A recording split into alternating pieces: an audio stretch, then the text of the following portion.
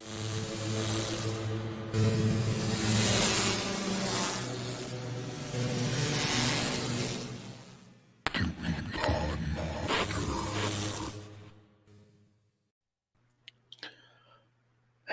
here we are.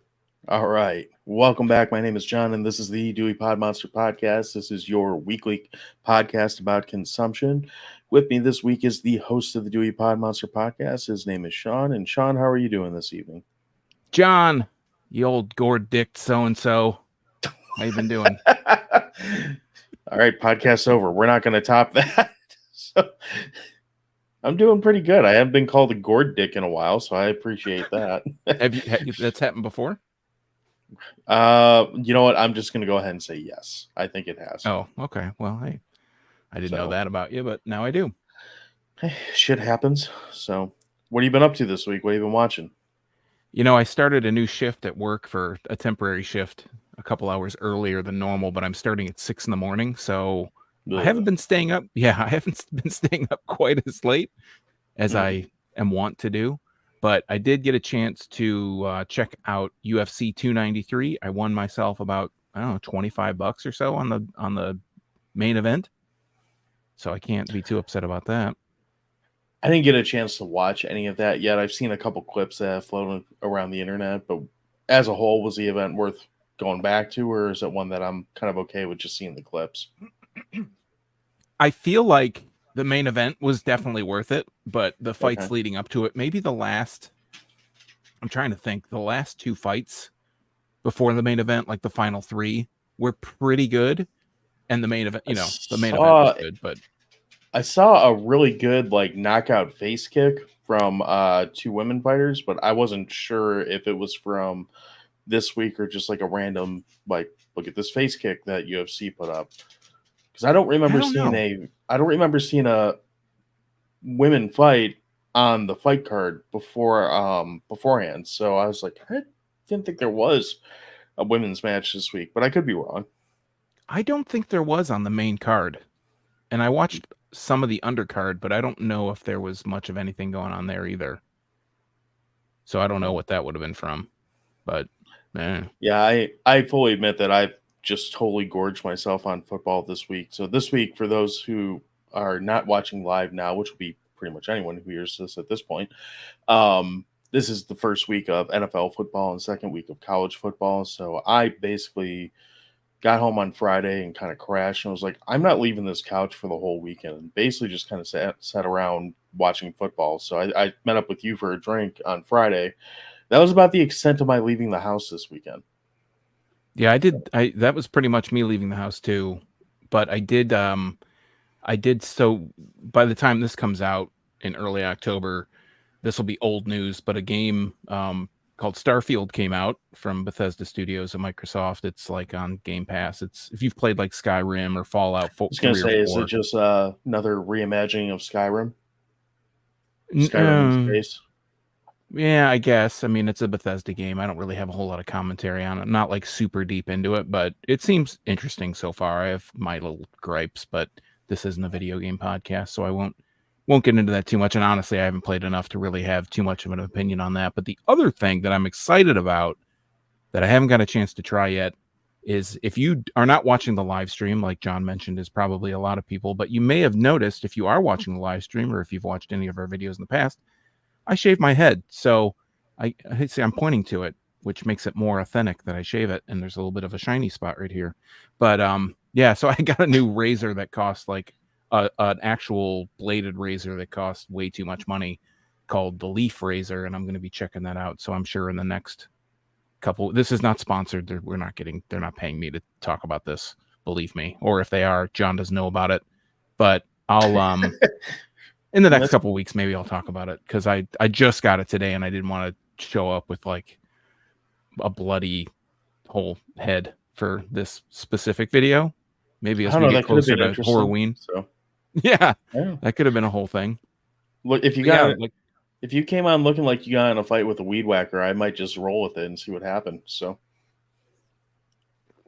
but yeah, I mean, I haven't, like I said, I've been working so early, and it feels like getting up at 5:30 and working until 3, and then my kids come home, and then everything happens after that, and I'm pretty much in bed by shit, what time is it now? I'm usually in bed around this time, or if not, in 20 minutes from Right. now, so I haven't been doing nothing, and I've wanted to do, like, watch stuff, but I just haven't gotten to much of anything other than on the weekend, but I pretty much laid around and did next to I nothing. I didn't hit a whole ton of stuff outside of, like I said, football that I mentioned. So I did watch The Machine Girl, which I'm guessing you might or might not have seen that before. Japanese movie? It's sure. I don't know what nationality it is, but it's definitely an Asian flick. Could be Chinese, could be Korean. I don't know for sure. And I don't mean that to sound shitty. I just honestly don't know. Um, but that movie is entirely over the fucking top and violent as hell. And I don't know. We mentioned B karate movies or something like that, or B martial arts movies a couple weeks ago, and I got to think this would probably fall into that. And I was fairly entertained by it for a hour and a half movie that's probably got the body count equivalent of, what Steven Seagal and Sylvester Stallone have killed in one movie at a time. So Yeah, when I ran that B-movie website, we talked about Machine Girl, so I haven't seen it since, but mhm. it's been a while, came out in 2008. Yeah, it's totally ridiculous, and it looks in a Yeah. lot of ways like crap.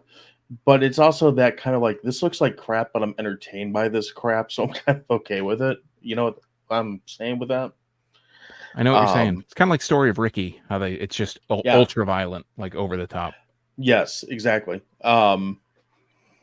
But yeah, that's entertaining. That's on Tubi right now. So if this isn't the Tubi recommendation show, but if you, that's for a different day of the week. But that's worth checking out at some point if you just want something insane to put on.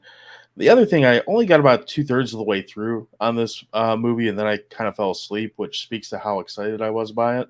I started Metalocalypse, the Army of Doomstar. Um, so I used to love the shit out of the show when it came on at like 2 in the morning or whatever it was on Adult Swim. And I've kind of realized this with Aqua Teen as well, and um any of these Adult Swim shows that they've tried to stretch out to more than a 10-minute runtime. Small doses, man. Small doses work so much better for these shows. And maybe this movie like redeems itself in the last like 30 minutes, and I just haven't got to it yet. But for those who aren't aware, the show revolves around a death metal band, and hilarity ensues most of the time. But most of this movie so far, from what I've seen, is just Nathan being depressed and bitchy. I thought you were gonna say hilarity doesn't ensue. It in fact does not Yeah, ensue. and there's a couple things I laughed at on it, but I don't know, for a show that used to have me like, and maybe it's because I wasn't in the right state of mind with it, but I don't know. The show used to keep me pretty entertained on a regular basis, and I could even marathon through like a whole season of it, which sounds like a lot, but it's only like 2 hours. It's not really that much. Um, I had a hard time, not necessarily a hard time following it, just staying interested in it, which is kind of a problem, I would think, for a movie. It's kinda So, like the SNL issue, right? Where they take a premise, like a skit, and they try to stretch it out, where they've had some success with a few movies, yeah. but there's always It's Just Pat, right? So, Well, there's that, or they do the opposite of it, where it's like it works for one movie and then they beat the dead horse and it becomes Wayne's World 2 or something like that. Well, that's probably not the best example. That movie's okay, but yeah, I was gonna say I it thought Wayne's gets, World 2 was okay. Wasn't great. yeah, no. Well, I think the problem with Wayne's World 2 is in comparison to the first one, it doesn't even come close. Yeah, it's been so long since I've seen 2. I feel like I Yeah. maybe wanna introduce 1 to my kids, but it almost seems like it's too dated to actually go and do that. Like, they probably wouldn't get any of the well, they might get some of the jokes, but I don't know. It probably is too dated, but that might be kind of part of the fun of it at the same time. I don't know, that movie is one of my favorite like comedy movies to watch, so I put it on somewhat regular. But yeah, I have no idea if that would translate to a different generation for sure. So, but yeah, past that, I haven't really watched a whole lot of other shit. It's basically just been the same kind of stuff and like kind of getting back into the groove of football season. So, I guess we can go into the pumpkin patch and talk about the demon of heads of pumpkins or something. Unless you got anything else you want to get into. No, let's just cut to the chase. We'll get straight to it. I had such a perfect segue there too. So, King of the Subway. And you have a gourd in King your of the pants. Subway. No. No, I don't. So, does this make you uncomfortable, John? It's one of my favorite things to do. So, anyway, so we're talking about the movie Pumpkinhead, which is the directorial debut of Stan Winston. It stars Lance Hendrickson and a bunch of other fucking people. And we usually start these with a third-party review, and today will be no exception. This review comes from Taylor L. on Rotten Tomatoes. He gives it 2.5 out of 5 stars, so right down the middle. He says, "Call me crazy, but shouldn't a monster in a movie called Pumpkinhead have a pumpkin for a head? Instead, it basically looks like the xenomorph with the skin of a nursing home resident. Pumpkinhead is one of those perfectly functional films that doesn't really leave too much off the mark, but it does so without doing too much wrong at the same time," which I think that might be it might be a statement that kind of comes back up throughout the course of this conversation. But what's this movie about? So the IMDb storyline of this movie, you can go on imdb.com and read all about it, like an extra. It says, after a group of young adults accidentally kill a young boy named Billy Harley, his father Ed is devastated, and the only thing he wants is revenge. He goes on to an old woman who is said to be a witch and conjures a demonic creature known as Pumpkinhead and unleashes him on the young adults. Damn young adults. I know. Goddamn kids killing kids. We were talking about Family Guy the other day, and I would really like to see a Pumpkinhead with boxing gloves on just saying, "Up yours, young people." That would be more entertaining to me. Wearing Nikes? Sure. That will be included. So have you seen this? This is kind of I think this movie would qualify as a cult classic because I know a lot of people that love the shit out of this movie. And I remember liking this movie a lot as a, impressionable teenager for whatever reason. And to be totally upfront, I kind of haven't watched it in like 20 years or so. It's been a really long time since I've decided to put this back on. So this movie was suggested to us, and I don't have it with me right now who suggested it. So I apologize for that. We'll include that somewhere down the line. But I was kind of looking forward to going back to it just because I hadn't seen it in such a long time. Did you have any real prior, experience with this movie or any preconceived notions about it? Well, I think those are two different things to talk about, but this movie came out in 1988, in full disclosure. I was 11 years old when this movie came out because I'm old AF, and I remember my friends going to see this with their 12th, what am I talking about? 6th grade dates to go see this movie, and I didn't have a 6th grade date, so I wasn't invited anyways. And them talking about, I want to say I remember them talking about how cool it was, but I had just heard over time how kind of not cool it was. So I had never seen it. I never went out of my way to go see it. I've seen a lot of bad horror movies.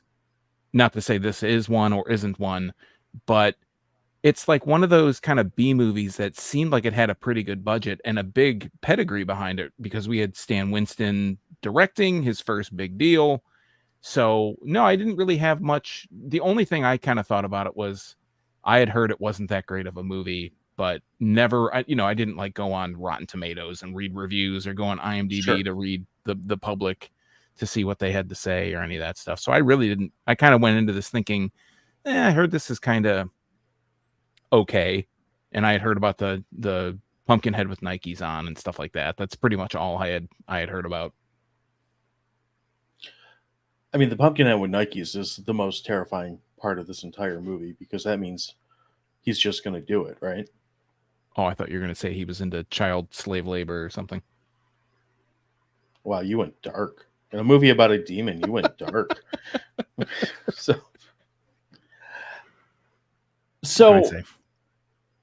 we kind of touched on it. This movie is basically just a weird demon revenge flick. is kind of what the majority of this movie is. Did we say this? I wasn't listening close enough apparently because I was looking something up when you read like, yeah. So Lance Hendrickson basically goes to a witch in the middle of the woods and summons this demon because some dirtbags dropped a dirt bike on his kid's head, essentially killing him. Okay. Yeah, some dirt biking dickheads dirt bike this kid into the dirt. Dirt biking dickheads might be the tagline for this whole podcast right now. I mean, if we think about it, though, it's the kid's fault. It's the dog's fault. It's Gypsy's fault. But it's this kid's fault. Don't go blaming the fucking dog. The dog's the best part, like the best character in this movie, because the dog's always the best character in the movie. You can blame the kid. All of them. Yep. You can blame the kid, but don't go blaming the fucking dog. Well, he went after the dog. Billy Harley. And I do want to also mention Lance Hendrickson's name in this is Ed Harley. And all I could think of was Ed Hardy. And that he should be wearing some kind of like shirt with a skull with like snakes and shit coming out of it. Wouldn't that be a great touch? This movie, he just had some like bedazzled crosses on the back of his jeans or something through this entire film. That would be amazing if they remake this. I know that there's like 4 or 5 of these now, but I've heard they were talking about either rebooting this or turning it into doing something with this property, for better or worse. They need to make his name Ed Hardy. That would be great. Absolutely. Need to make it. That would be fantastic. So yeah. So we get the dirtbag dickhead kids, or what did we say? Dirtbag and dirt bike and dickheads. Yeah. Dirt bike and dickheads. Yeah. Basically, as soon as he kills this kid, like that's supposed to be the big turning point of this movie. And then from that point on, it's basically the one kid's an asshole. The kid who killed the kid is an asshole. And everyone else is just kind of along for the ride, regardless of what he's going to do what's going to happen in this movie.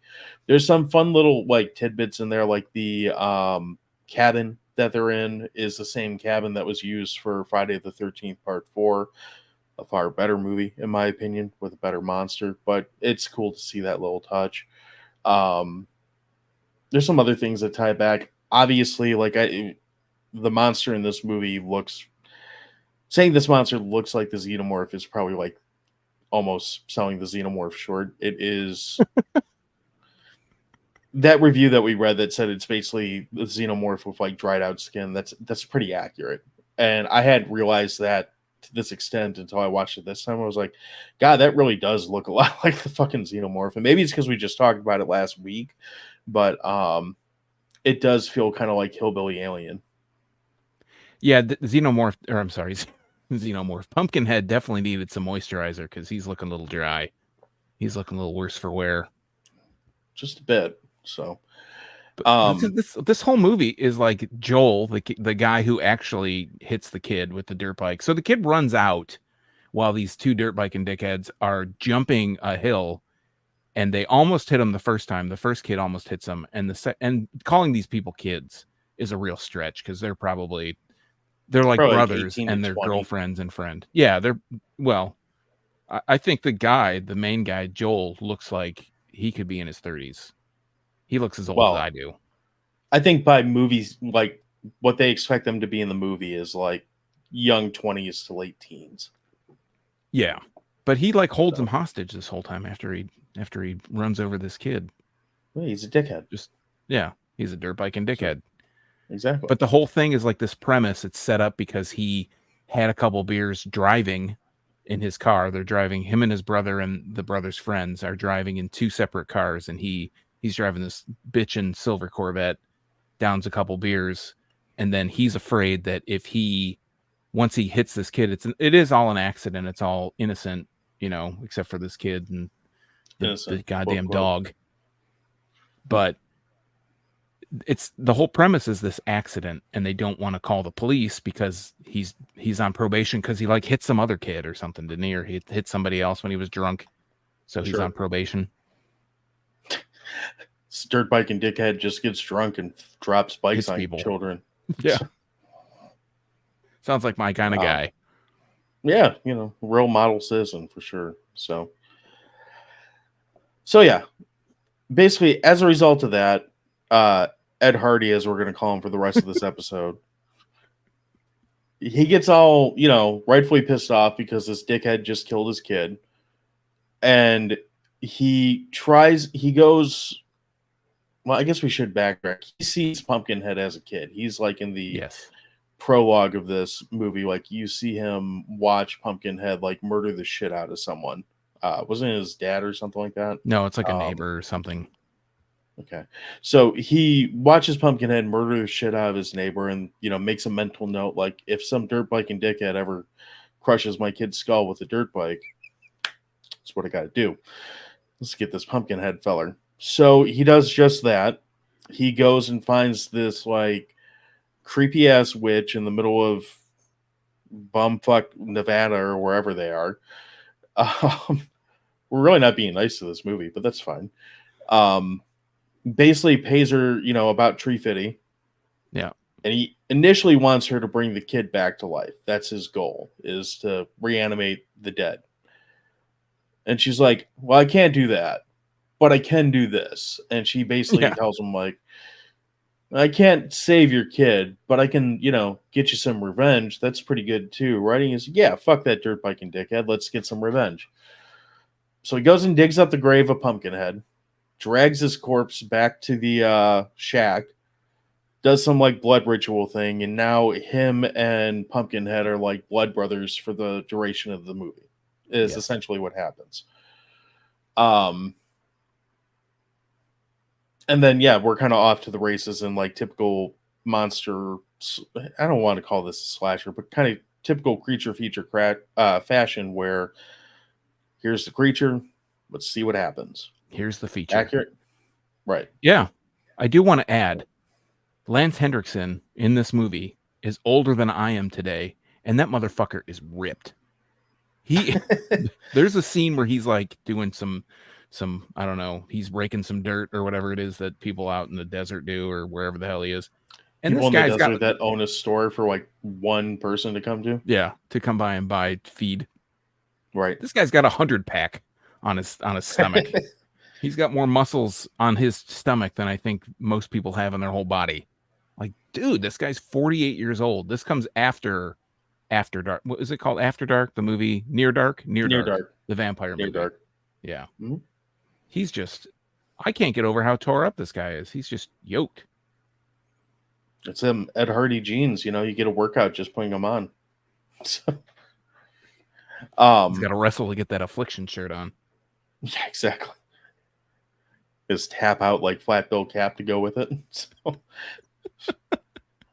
Oh god, I want this Ed Hardy. I want this Ed Hardy in this movie so much more now. And in fairness, Lance Hendrickson's great in this movie. Like, he's great in pretty much everything, but he's great in this movie. But I really want to replace him with just like an Ed Hardy poster boy at this point, because it works.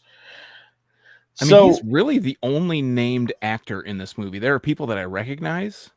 They're like Mayim Bialik is in this as one of the dirty kids, and there's a couple people that you kind of like, oh yeah, that's that girl from this as a kid, or it's that guy who was in Doogie Howser on an episode as a teacher. This is like when she was Blossom still, isn't it? Or right around there? Pre. This is pre-Blossom? I think she's one of the little kids, like one of the, she's got to be 6 or 8 years old or something, like really young. Okay. So, yeah, and I don't know. I guess the thing that's weird about this movie, the strength of this movie is that when they do show you Pumpkinhead or the Xenomorph, whatever you want to call him in this movie, hillbilly alien, you get a lot of really good shots of the monster. Like, this is not a movie that, like, it does a little bit of hiding the monster. It does a little, like, there's a really great scene where he walks by the window in the cabin that they're hiding in. That looks really cool because you get an idea of how big this fucking thing is. And there's the scene where he pushes the one chick's like face through the glass, which is kind of cool. But most of what you see of Pumpkinhead, to its credit, it's Pumpkinhead like full frame. Here he is. Like, he's not obscured by, like, he's not in the bushes. He's not hiding in the behind dirt a fence or whatever. Something. Yeah, you're seeing this thing all, like, I got to think that 90% of this budget went to making this thing appear on screen as much as it did. Um, and it looks pretty good for what it is. Like, it's got to be a guy in a rubber suit. I know it's a guy in a rubber suit because I've seen him with the Nikes on.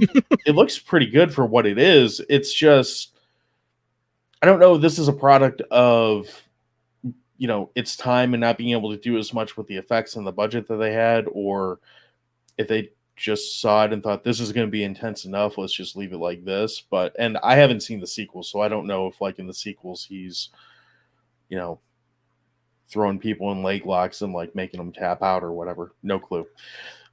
Um, but I guess the biggest thing that's like a disappointment with this is, you have a decent enough body count. There's only like 8 characters in this movie, and the majority of them get some kind of fucked up at some point. But there's nothing like, aside from the monster itself, there's nothing overly memorable about this movie. I'd agree. There's really not. I mean, like we said, from the cast, we have one actor that you really remember being in it, Lance Henriksen, who does, like we said, a hell of a job. The creature looks really cool, but there's not even like any memorable kills that happen that you can be like, that's it. That's the one. You got to watch Right. this movie to see this thing that happens. It's a really interesting concept in the movie. I feel like I say this a lot, but it does play in these two halves. You have this first half of the movie this movie's about an hour and 28 minutes, I think, or hour and 26 or something right around there, about an hour and a half, which 126. I'm okay with that. Yeah. But you get that first 45 minutes is all this build up to these teens, these young adults or whatever that go into the general store that Ed Hardy owns, and the kid gets hurt. And then we have about, in that 45 minutes, the 20 minutes or so of Ed trying to figure out what the hell he's going to do. And he finds the witch and he wants the kid resurrected. And we've already gone over all this stuff. But then Pumpkinhead comes and he starts taking out his victims one by one. And then this is a whole second half of a movie. And even once Pumpkinhead is really revealed as being this killer, this creature or whatever, then we have another, I don't know, probably half an hour of chasing the last few people down, or actually all the kids at first. And then it's kind of like they get taken out really quick. And the last couple people are the ones that seem like they last forever. Yeah. But yeah, I think that's the biggest problem with this movie. This movie would, if you left everything the same, but added just one really memorable kill, just something like, and again, I'm just, for the sake of argument, have him rip someone in half, right? He takes a one chick up the tree and holds her up there forever, like, and drops her on like a tree stump or something. Like, that's brutal in the sense that, like, yes, that would be a terrible way to die, being dropped out of like a, fucking 30-foot tree by a monster. Right. But even in, like, let's take away like your Terrifiers and all that shit that we have now, even by like 1988 standards, those are pretty tame like deaths. Like, you hear a splat and you hear a thud, but there's no real like carnage in this movie to kind of go along with it. It's all kind of left to your imagination, and that'd be fine, but I'd rather have the monster left to my imagination until the end of the movie, as opposed to seeing like what the monster does, which you really never get a payoff on, or at least not a great payoff on. I definitely agree with you. I think that keeping the monster a little bit more under wraps. I mean, this is a Stan Winston movie, so you're expecting, and Stan Winston has done so many effects, so many really great ones, very memorable ones. And a lot of them came after this movie, but still. Yeah, but you expect that this is going to be, just hearing the reputation that he has, even pre this movie, obviously we're watching it in retrospect, but you expect like, oh, Stan Winston he's helming this movie. It's going to be this crazy special effects laden thing. And while it is in some respect with that monster, there's just nothing really on top of that that's really anything special. I mean, the movie's not bad by any means, but there's just like, there's just not anything that really happens to make you excited about it. And like I said, you're expecting, with it having this pedigree, the director having this pedigree. And for reference, like, Stan Winston did this movie first, and they did what? Terminator 2 and the Jurassic gnome Park. named Norm or whatever. Oh yeah, that too. So which we're going to have to do. We're going to have to talk about that. That thing Not creeps on me this the fuck out. podcast. So when Yeah. you sent me that the other night, I Right. was like way gone. That's why the only thing I replied to you like 30 minutes later was no. Because I looked at it, I was like, the fuck is this? So, but you got a definite no. Yeah, just to give frame of reference to all you people listening out there, Gnome is a gnome named Norm, and Gnome is obviously spelled with a G, and Norm is spelled with a G, and it's a movie starring Anthony Michael Hall. I couldn't remember his name. I'm thinking like Philip Seymour Hoffman and all these people, and he's a police detective that teams up with a little gnome that looks like it's some kind of, I don't know, animatronic. He looked like a Dark Crystal kind of person.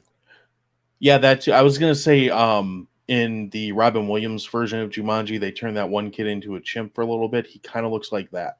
So but and in my state of mind when you sent it to me, I was not ready for that. So and it's like Stan Winston blew his load on Pumpkinhead, and they kind of relegated him to if you're gonna do a movie again, you gotta do this family cop movie or whatever the fuck it is, and then you're gonna do music videos. Like that's really, he did like 4 other music videos, and that's all his directing credits are, which are really kind of sad because this movie, while the budget was like 3.5, it made like, I don't know, 10 million or something like that. Well, the other thing with this movie too that makes that a sad statement is, I mean, I think we're both kind of showing our hand here. Like, I don't think either of us is going to rate this as like, you know, a 10 out of 10 or whatever. It's definitely 7 for me. Sure. I don't think anyone's going to like on this podcast is going to claim that this is some like instant classic, but there's enough here that for a first outing for a director that I would have loved to have seen him go more into whether it's horror or sci-fi or just genre stuff in general, like something where he could kind of, you know, grow into that craft and kind of flex on it a little bit more as opposed to doing this gnome movie and then just going back to effects. Not to take anything away from the effects, because obviously we've talked about Terminator 2 and Jurassic Park, I'm sure plenty of times on this podcast. They're fantastic films, but you have to wonder if he had had a chance to do, I don't know what, but a bunch of more things like to kind of let him learn his craft and become a better director, what could have been. So yeah, and I mean, just letting him take a sequel of something that was already established and seeing what he would have done. It seems like a real, like, I don't know if he pissed somebody off or like he's like in directing purgatory. He's just not, he didn't have anything really to do after this besides the Gnome movie. And it seems like with all the expertise that he has in other things, he's written things, he's produced things, obviously. When it came up, when the movie starts, it says something like a Stan Winston production or a Stan Winston film. That's what it says. And I was like, I know he directed this. What the fuck does that mean? Like, why is it a Stan Winston film? And then he must have had a hand in, I think he wrote part of, he was like a writer on it. He had a big hand in it, but I don't know. I don't know enough of the backstory to be like, why did he not get a chance to do anything else besides this and that other thing?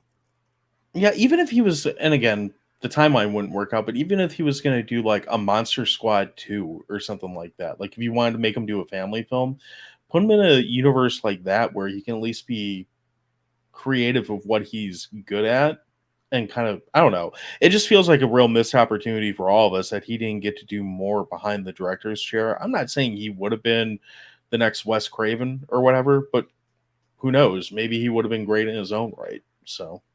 And we also don't know if that was his choice. You know, maybe he did this and he was like, yeah, the juice ain't worth the squeeze on this. Right. I put so much time into this and this is the shit that I got out of it. So maybe it was a totally voluntary thing.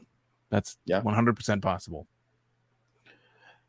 So anyway, this movie carries on. Eventually, you know, spoilers for this however many year old movie, 35-year-old movie.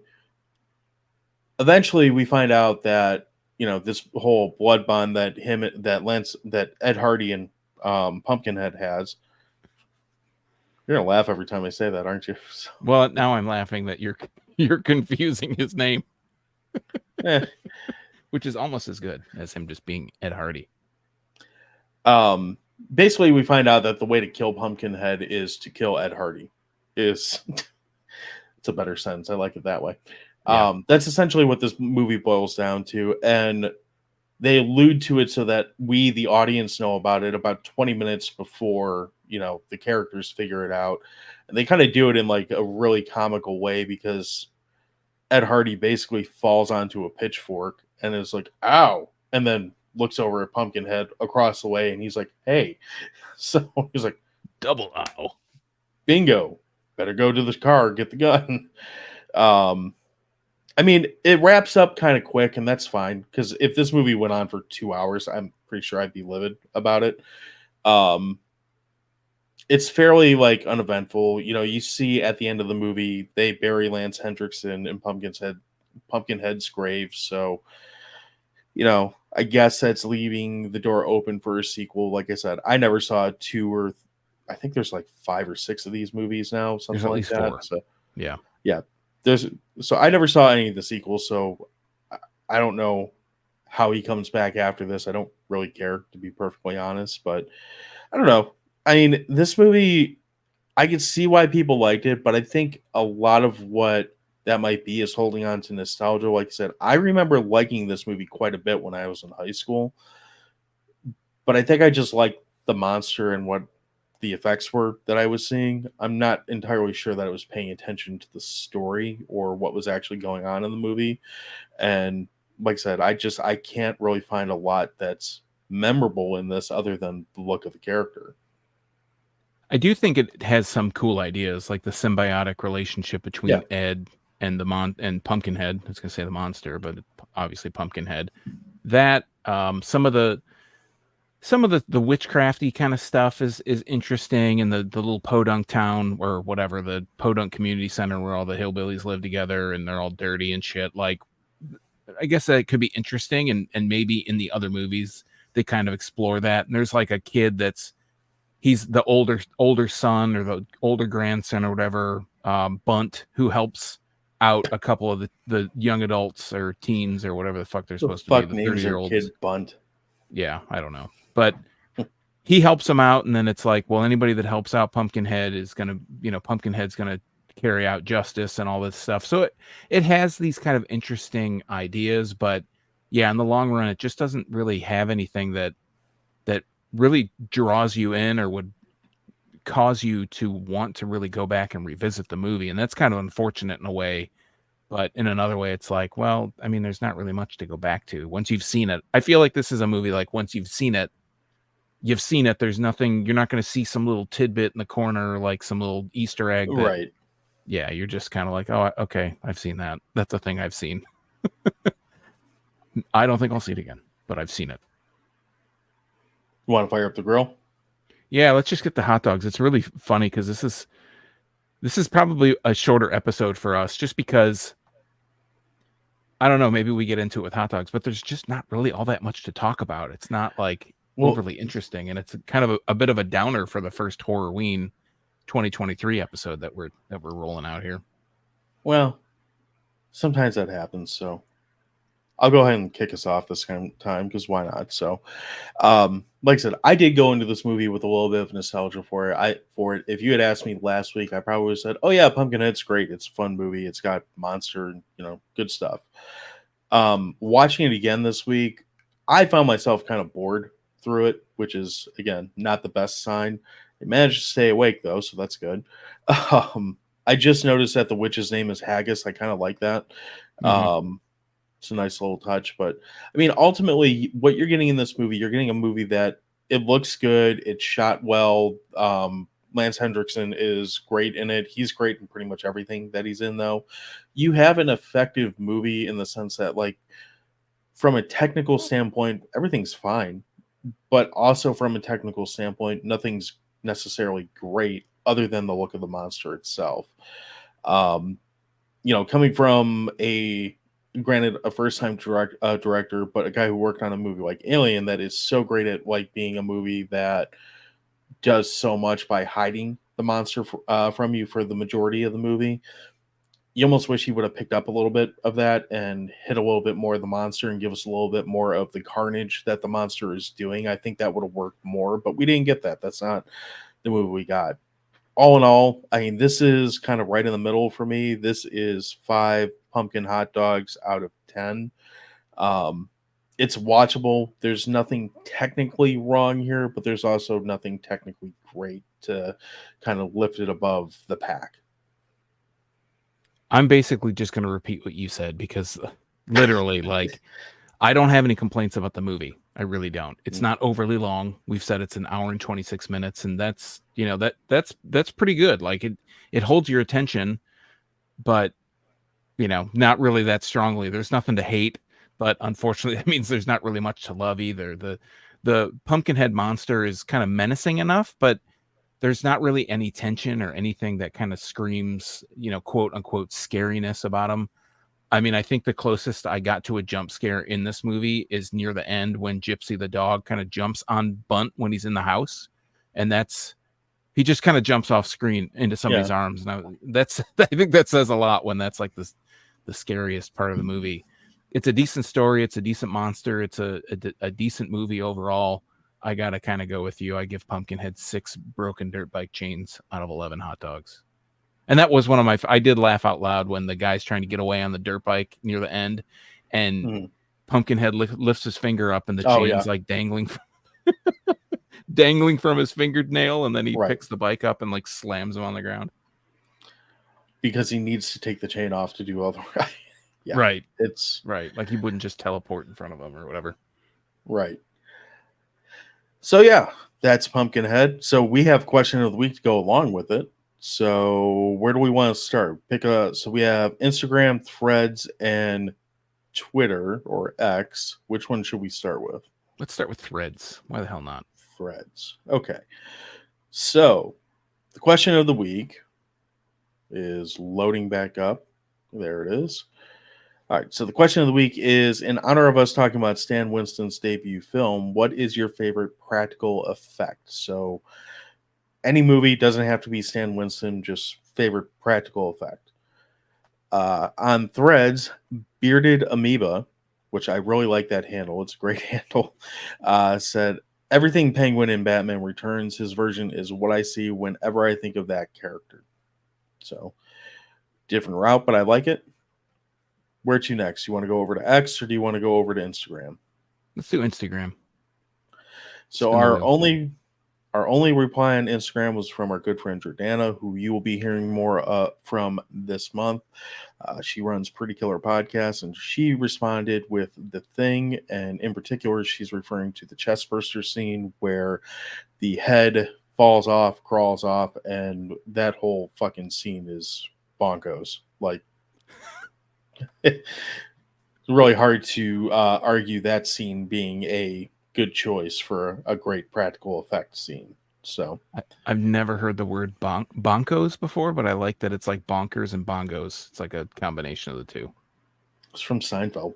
So, are you thinking of Bosco? No, it says bonkos. I forget what it's in reference to now, but I know it's from Seinfeld. So all right, take your word for it. So this leaves us with X, the social media network formerly known as Twitter. Something. So Dissect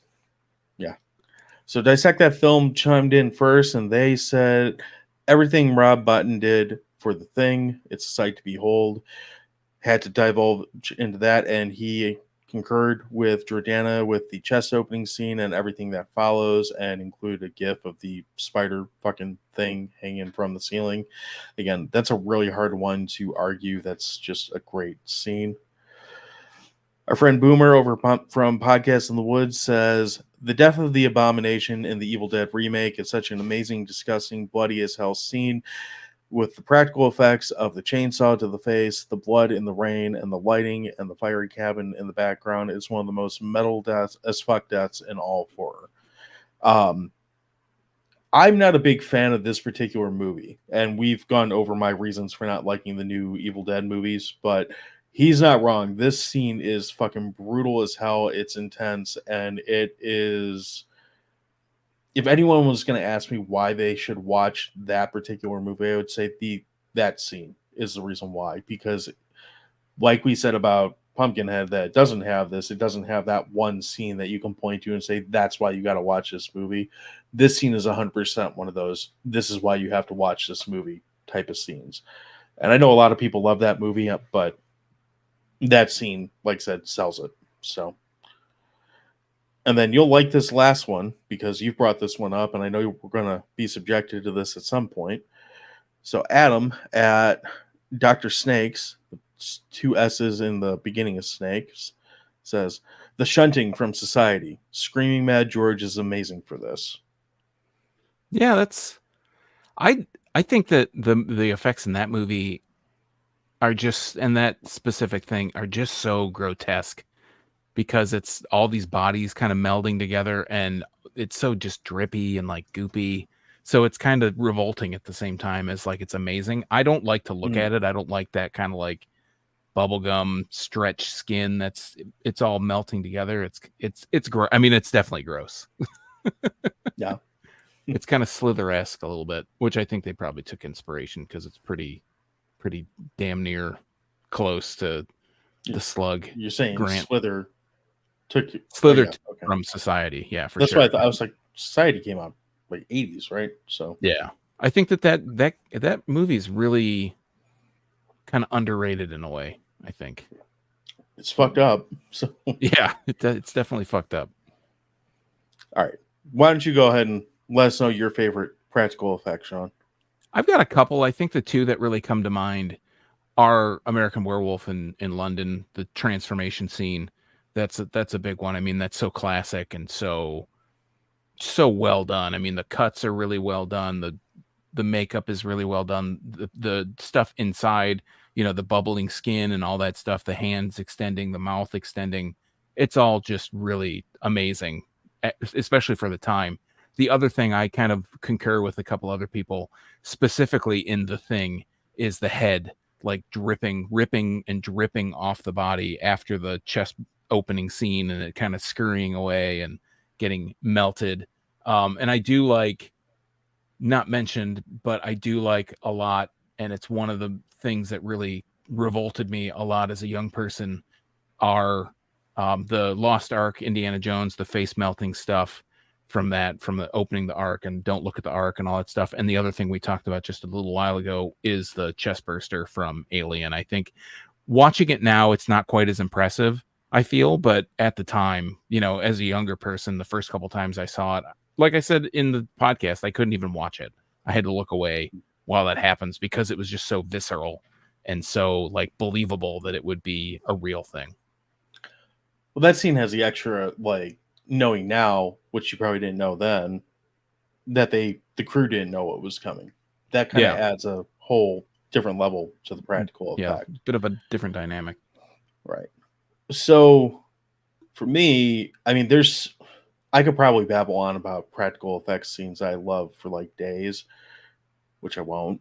I gotta mention Fluffy from Creepshow because you can't talk about practical effects without bringing up something that Tom Sweeney did. I feel like that's one of my favorite. Like, just anything that thing does is great. I really enjoy the machete through the eyeball that we get in part 4 of Friday the 13th. That's really well done and looks really gnarly through the whole thing. I am still blown away by some of Spielberg's effects, both in Jaws and in Jurassic Park. Just knowing that not just done practically, but with these giant rubber monsters that they built and, like, basically disintegrated after they were done with each shot. I those are really high on my list, but the one I'm gonna like mention as far as my favorite, probably because it's so fucking ridiculous and I share it all the time, is the basketball scene from Deadly Friend, because that scene it's a better head explosion than Scanners. It's a better head explosion than Dawn of the Dead. Any other that comes to mind. It's so ridiculous and it's just fucking great. And every time that I share it, I get at least 3 people that are like, "What the fuck is this?" Yeah. And And it's the mom from Throw Mama from the Train and the Goonies getting her head exactly. blown to bits. Right, by a basketball. It's Right. and while the rest of her body goes to instant rigor mortis and bounces off the wall. It's perfect. So, what's up, Boomer? Welcome to the live stream. We're Welcome to the nearing the madness. end. Yeah, you missed me giving you a little like love note about your Evil Dead mention. So, um, but yeah, Deadly Friends probably the one that I would go to as a favorite. Like I said, it always manages to get a response, and there's always people who haven't seen it. That is one of those little tucked away movies that it's not as weird as some of the stuff that we watch, but it's definitely weird enough that people don't. The general public is not aware of that movie and that scene. And that's just kind of a weird movie in general because it has that whole kind of teen romance scene thing, or like the movie's got this teen romance element to it, and then it has that horror thing as well. The other thing I forgot to mention, and I always wonder how they did it, is in Dawn of the Dead, the original Dawn of the Dead, that guy climbing up the boxes and the Oh, the helicopter, helicopter. like Yeah, cutting the. How the hell did they do that? not That seems safely. very dangerous. I So mean, the zombie crawls up on these boxes or something to get a look of the people getting on the helicopter, and the helicopter blade cuts the top of his head off, and blood just like pours down. You're like, what the fuck? What crazy person did that, and how did they do it? you got to think that they probably ran it in reverse. Like they probably attached like this prosthetic to the top of his head, put it in reverse, and told him just move downward. But that still seems like there's such a huge margin for error Start there. with your head above the blade Right. and move it Like it down. No, just they had a string on it. They just went whoop. exactly. Pulled a little curling whoop whoop whoop whoop whoop. Right. So all right. So we've talked practical effects. We've talked about Pumpkinhead and all his silliness. There's anything else that we want to cover on this one? No, I think you mentioned it earlier that you're kind of doing these to be recommended movies of the week on Thursdays. So if anybody's listening that hasn't seen those, we're going to be putting out a lot of kind of content on that, just to talk about maybe movies we don't get a chance to talk about on the podcast that we really enjoy, and they're free to watch. So you can't beat free, right? Yeah, and some of those will be movies that we've covered. Some of them won't. Some will be something that like maybe it's a movie that I like, and I just don't think either of us will want to have a long conversation about, but should still watch. Um, it's kind of a nice way to just kind of take like a minute a week and just kind of go off the rails. Um, you mentioned like some of these weird ones. We might or might not get to this one, but like this week we put one up about Hell Comes to Frogtown. So if you ever wanted to see Rowdy Roddy Piper try to repopulate the earth after a nuclear war that is now inhabited by frog people, it's your movie. So And just to mention, that'll be the week that we recorded. So that's like in September. yeah, exactly. So The other thing I wanted to mention is that we have to talk about A Gnome Named Norm, and we have to do a double feature with Ghost Chase, which, if you don't know Ghost Chase, that's a Jason Lively movie. A bunch of people from Night of the Creeps are involved in this really, I haven't seen it, but it looks really ridiculous, with I don't know, a special effect ghost that's helping them solve crimes or some shit. I don't know. Look it up. But I think we have to do a double feature and talk about both. That's it's like my Scooby Doo, but advocation. so it's like Scooby Doo, but the ghost is like a cloud of pot smoke or something. I haven't seen it. All right. So, well, I've suffered through worse, so I'm sure I can suffer through. It's true. Yeah. So, all right. So this is going to come out pretty early in Horrorween in our whole lead up to Halloween. So if you have any movies that you want us to talk about, maybe we can get them in kind of at the buzzer. Horror movies specifically through the month of October. We talk about horror all the time, but October is going to be all horror all the time. So let us know. Let us know in comments here. You can follow us on social media. We are at Dewey Pod Monster on pretty much fucking everything. Generally pretty quick to respond. So if you want to tell us to watch some crap, do it there too. And of course, you can find all our episodes on any streaming on any podcast platform. You're not on Netflix yet. Not You yet. can find our content on any podcast platform: Apple, Spotify, Pocket Casts, Google, whatever. And then we have this YouTube channel, which we do some shit on too. So, and then Sean's got stuff. Sean, what did I miss? Where can people combine you, whatever? I gotta say, I one of the swear, favorite things. I'm sober today. That's the fucking problem. I haven't had anything to drink, so or anything to smoke. One of my favorite things that we pushed on the podcast on the YouTube channel was that, and not because I did it, but I just thought it was ridiculous that Sylvester Stallone Cobra short of the AI generated Sylvester Stallone's and us with our Sylvester Stallone impersonations. But yeah, if you're interested in Michigan beer, kind of beer content, you can check me out at youtube.drafttherapy.com. I'm also on social media networks, not streaming networks just quite yet, but on, well, other than YouTube, but on social media at Draft Therapy. All right, so we're gonna go sell our soul to Netflix since they're not paying writers. They may as well pay us. So you have our own little late night show. Yeah, that'd be great. It's been a bad week for those too, hasn't it? So Why? I just hear Jimmy Fallon's a dick slap. So, but I already knew that whole thing. Yeah. Yeah. Well, nobody's watching the show, so I guess it's all right. Yeah, fuck it. So, all right, that's all we got. We will talk to you guys soon and bring up some more spooky shit. Have a good week. Arrivederci. No sayonara butt face this time, I guess. Arrivederci butt face? Arrivederci butt face.